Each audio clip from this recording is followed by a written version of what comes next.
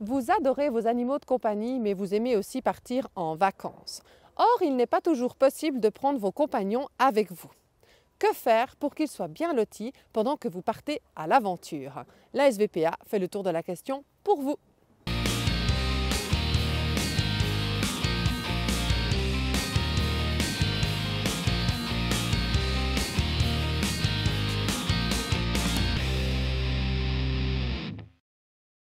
Il est difficile de partir en vacances avec nos animaux de compagnie. Rares sont les chats qui supportent les voyages et rares sont les lieux où les chiens sont acceptés. Et c'est encore plus rare pour les autres animaux de compagnie tels que les rongeurs, les oiseaux ou encore les poissons. Pourtant, bien avant votre absence, il faudra penser à ce qu'il ne manque de rien. La première option, souvent privilégiée, est de demander à votre réseau d'amis, de voisins ou votre famille s'ils sont disponibles. Dans le même ordre d'idées, vous trouverez également des personnes qui viennent s'occuper de vos animaux domestiques de manière bénévole ou contre une modeste somme à votre domicile.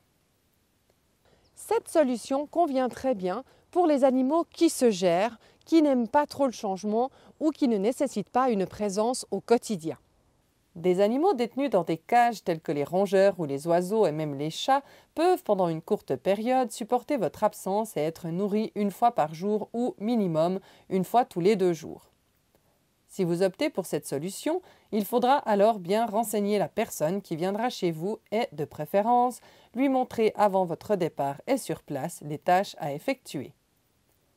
N'oubliez pas d'acheter toute la nourriture nécessaire pour vos animaux avant de partir et de faire un grand nettoyage des caisses, cages ou autres enclos.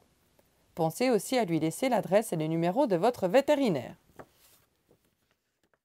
Pour les animaux qui nécessitent une plus forte présence, tels que les chiens par exemple, il est fortement déconseillé de les laisser à votre domicile, et ce, même s'ils sont sortis plusieurs fois par jour par une tierce personne. Si une personne proche de vous et connaissant votre chien est prête à le prendre chez elle, alors n'hésitez pas. Toutefois, il faut qu'elle ait déjà l'habitude des chiens et qu'elle connaisse leurs besoins, ainsi que s'ils sont soumis à une autorisation des autorités pour être promenés. Là aussi, il faudra préparer votre départ avec les affaires de votre chien. Gamelles, paniers, jouets, laisses et autres accessoires du quotidien de votre toutou, ainsi que les coordonnées de son vétérinaire. Si vous ne trouvez personne dans votre entourage ou que vous souhaitez un service professionnel, vous pouvez vous adresser à des pensions ou à des services professionnels à domicile. La majorité des pensions accueillent les chiens et ou les chats, mais certaines proposent aussi d'accueillir les petits animaux de compagnie tels que les rongeurs. Les pensions sont des services payants proposant diverses prestations. Promenades, soins quotidiens, surveillance en cas de problème vétérinaire. Vous avez plusieurs chats ou chiens et vous souhaitez qu'ils soient ensemble, ou alors vous tenez absolument à ce que votre compagnon soit détenu seul et qu'il ait droit aux meilleurs soins? La majorité des pensions proposent des détentions en commun, mais certaines proposent aussi une détention individualisée, apportant à vos compagnons des soins et une surveillance spécifiques. Toutefois, la qualité et le prix des prestations est très variable d'une pension à l'autre. Pour le prix, comptez au minimum 20 francs par jour pour un chat, 30 francs pour un chien et un peu moins de 10 francs pour les petits animaux. En outre, il est fortement conseillé de visiter la pension avant d'y placer votre animal. Quels sont alors les indices d'une bonne pension pour votre animal? Retrouvons le docteur Tièche pour lui poser quelques questions à ce sujet. Bonjour docteur. Bonjour Sandrine. Je souhaite mettre mon animal en pension. Comment je sais que c'est une bonne pension? De manière générale, c'est un endroit qu'il faut visiter. C'est un endroit où on se sent à l'aise. C'est un endroit où on osera confier son animal, que ce soit un chat, un chien. C'est un endroit qui a une infrastructure adaptée, avec des box, parfois des box individualisées. C'est un endroit où on trouve des gens qui sont formés, qui sont gardiens d'animaux, qui savent comment s'occuper de nos animaux. C'est un endroit où nos animaux seront occupés. On ira les promener pour les chiens. Pour certains, on trouvera des enclos également extérieurs pour les chats. Bref, c'est un endroit où on va et où on se sent bien de confier son animal. Puis ensuite, une bonne chose à faire, c'est d'y laisser surtout son chien, mais également son chat, pour 1 ou 2 jours, à l'occasion d'un week-end par exemple, pour voir si l'animal supporte cette nouvelle manière de vivre et ça nous permet également d'être satisfait ou non des services de la pension. À quoi doit-on penser avant de mettre son animal en pension?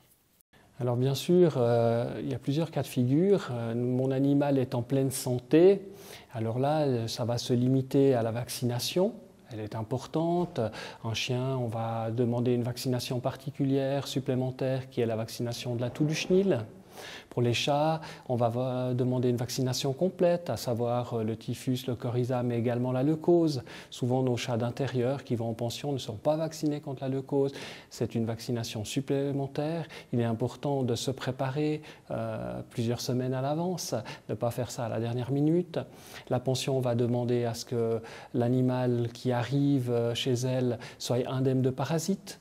On va vouloir éviter des vers, des puces. Si on imagine que son chien ou son chat est en pension puis qu'il revient avec des parasites, on sera fort mécontent du travail de la dite pension. Donc c'est toutes des mesures à faire au préalable. Et puis ensuite, bien penser que les animaux castrés ou stérilisés chez les femelles sont les bienvenus partout. Si vous gardez votre animal intact, le choix sera extrêmement restreint. Vu la promiscuité des lieux, c'est compliqué d'avoir des chats en chaleur, des chiennes en chaleur. Donc bien se renseigner à l'avance si le refuge choisi ou si la pension choisie accepte un animal entier. Très bien, merci docteur. Bonne journée. À bientôt. En résumé, si vous souhaitez placer votre animal dans une pension anticipée, renseignez-vous auprès d'une pension de votre région plusieurs mois à l'avance, visitez les lieux et appelez votre vétérinaire pour déterminer si tous les vaccins nécessaires sont à jour. Si vous trouvez une personne proche de vous qui est d'accord de s'occuper de vos animaux, alors renseignez-la bien sur les besoins de vos animaux de compagnie.